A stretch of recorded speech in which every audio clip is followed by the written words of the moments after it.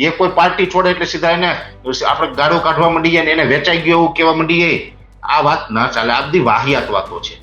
આમ આદમી પાર્ટી છોડી એનો મતલબ એવું થોડોક થઈ ગયો કે ખેડૂતના વિરોધી છે. કે આમ આદમી પાર્ટી હોય, કોંગ્રેસ હોય કે ભાજપ હોય, આ કોઈ રાજકીય પાર્ટીએ ખેડૂતનો ઠેકો નથી લીધો. આમ આદમી પાર્ટીના લડાયક નેતા અને ખેડૂત નેતા રાજુ કરપડાનું રાજીનામું આવ્યા બાદ ગુજરાતના રાજકારણમાં ખળભળાટ મચી ગયો. ત્યારબાદ અલગ અલગ નેતાઓ દ્વારા અલગ અલગ નિવેદનો સામે આવી રહ્યા છે અને તે વચ્ચે જ આમ આદમી પાર્ટીને આડકતરી રીતે સહકાર આપનારા ખેડૂત નેતા પરેશ ગોસ્વામીનું પણ એક નિવેદન સામે આવ્યું છે રાજુ કરપડાને લઈને. તે મુદ્દે ચર્ચા કરીશું આજે આ વિડીયોમાં. નમસ્કાર, સ્વાગત છે આપનું ક્રાંતિ માર્ગમાં. હું છું મેક્ષુ ઠક્કર આપની સાથે.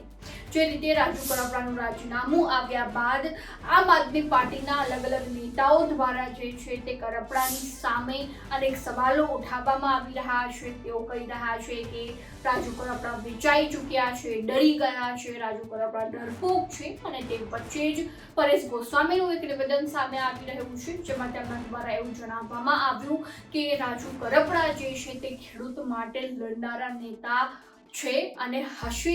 અને બીજી બાજુ જે રીતે એવી વાત કરવામાં આવી રહી છે કે ભારતીય જનતા પાર્ટીમાં તેઓ વેચાઈ ગયા છે, પરંતુ હજુ સુધી કરપડા દ્વારા ભારતીય જનતા પાર્ટીમાં જોડાવાને લઈને કોઈ સંકેત આપવામાં જ નથી આવ્યા. તેઓ ક્યારેક કોંગ્રેસમાં પણ જોડાઈ શકે છે, અપક્ષ પણ લડી શકે છે. એટલા માટે રાજુ કરપડા ઉપર કોઈ પણ પ્રહાર કરવા એ અયોગ્ય કહી શકાય. આ મુદ્દે તેમણે વધુમાં શું કહ્યું એકવાર તેમની પાસેથી પણ સાંભળ્યું. ભલામણા એમ ના હોય. આખે આ રાજકારણ છે. આ રાજકારણની અંદર સમજો તમે એકદમ એટલા ભોળા નહીં બનો. આ તમે એટલા ભોળા બનો છો ને એમાં તો આ રાજકારણી ફાવી ગયા છે.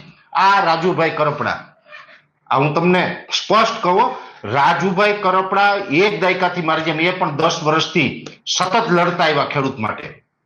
એની આમ આદમી પાર્ટી છોડી તો કે તમે તો ગદ્દાર છે. એટલે ભલામણા અહીંયા ખેડૂતને નથી છોડ્યા, અહીંયા આમ આદમી પાર્ટીને છોડી.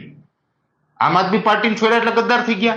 હા, એ ભાજપમાં જોડાય ને તેથી એને આપણે ખરાબ કહેવાનો અધિકાર છે કે ભાઈ તમે ભાજપમાં જોડાણા. પણ જો એ ભાજપમાં ના જોડાય ને અત્યારે કોઈ પણ પાર્ટીમાં જોડાયા વગર એ જો ખેડૂતની સેવા કરવા માંગતા હોય તમે ગદ્દાર કેમ કહી શકો? એટલે એટલું બધું. અને કોમેન્ટ કરવા વાળા મોટા ભાગના આમ આદમી પાર્ટીના કાર્યકરો છે. મેં તો બધાની કોમેન્ટ આખી ડિટેલ કહી હતી. એટલે રાજુભાઈ કરપડા જેવા માણસને મૂકતા નથી. તો આવી રીતે ખેડૂતનું હિત ના થાય. ખેડૂતનું હિત કરવું હોય તો રાજુભાઈ કરપડા હોય, પાલભાઈ આંબલિયા હોય, રતનસિંહ ડોડિયા હોય, સાગરભાઈ રબારી હોય, આવા દરેક લોકોને આપણે સપોર્ટ કરવો પડે. એ કોઈ પાર્ટી છોડે એટલે સીધા એને આપણે ગાળો કાઢવા માંડીએ ને એને વેચાઈ ગયો એવું કહેવા માંડીએ, આ વાત ના ચાલે. આ બધી વાહિયાત વાતો છે. આ ખોટું છે. અને કોઈ પણ રાજુભાઈ કરપડા તો બહુ મોટો ખેડૂત છે. એને ક્યાંય કોઈ પાસે 5 પૈસાનો લાંબો હાથ કરવાની જરૂર નથી. કે ભલે એને જે પણ કારણે ડિસિઝન લીધું મને નથી ખબર. મને એટલો વિશ્વાસ છે કે 1 રૂપિયાનું ખોટું ના કરે માણસ. 1 રૂપિયાનું ખોટું ન કરે. એ ખરેખર એના દિલમાં હમદર્દી છે. એ ખેડૂત પ્રત્યે લાગણી ધરાવે છે અને એ ખેડૂતનું સારું 10 વર્ષથી કરતા આવ્યા છે અને હજી પણ કરશે.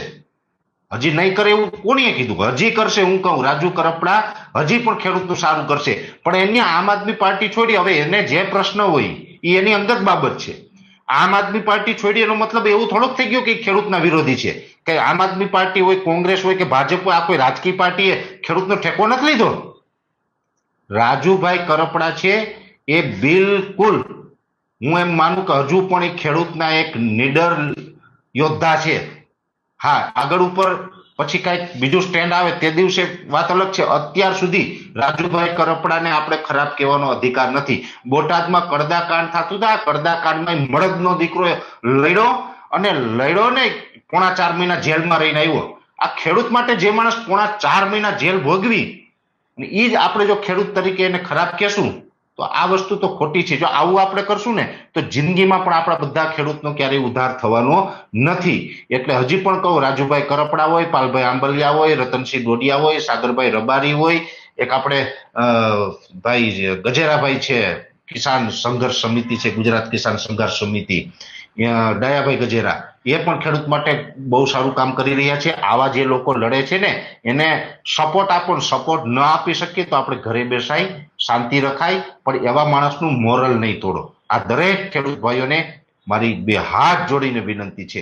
ખેડૂત માટે લડે છે ને એને સહકાર આપો. સહકાર ન આપો તો કઈ નહીં, કમસે કમ એને ગાળો આપવાનું બંધ કરી દે તો ઘણું છે આપણા.